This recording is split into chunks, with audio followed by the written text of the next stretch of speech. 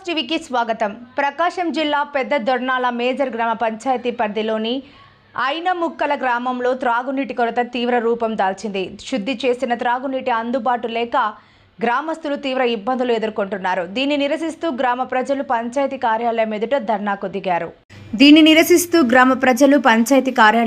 ధర్నాకు దిగారు. గ్రామ సర్పంచ్ కూడా అందుబాటులో లేదు. గ్రామస్తులు చెబుతున్నట్లుగా గత కొన్ని నెలలుగా నీటి సరఫరా సరిగా లేదని, బోర్లు ఎండిపోయాయని, ప్రభుత్వం పంపిన నీటి ట్యాంకర్లు సమయానికి రాకపోవడంతో తాగునీటి కోసం కిలోమీటర్ల దూరం నడవాల్సి వస్తోందని వాపోయారు. పసిపిల్లలు, వృద్ధులు తీవ్రంగా ఇబ్బంది పడుతున్నారని తెలిపారు.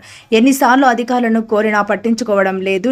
నీటి కోసం ధర్నా చేయాల్సిన పరిస్థితికి మేమొచ్చాం. ప్రభుత్వం తక్షణమే జోక్యం చేసి సమస్యను పరిష్కరించాలని గ్రామస్తులు స్పష్టం చేశారు. ఈ విషయమై అధికారులు స్పందించి గ్రామానికి తాత్కాలికంగా అయినా సరఫరా పక్కా చేయాలని, దీర్ఘకాలికంగా శాశ్వత పరిష్కారం చేపట్టాలని వారు డిమాండ్ చేస్తున్నారు.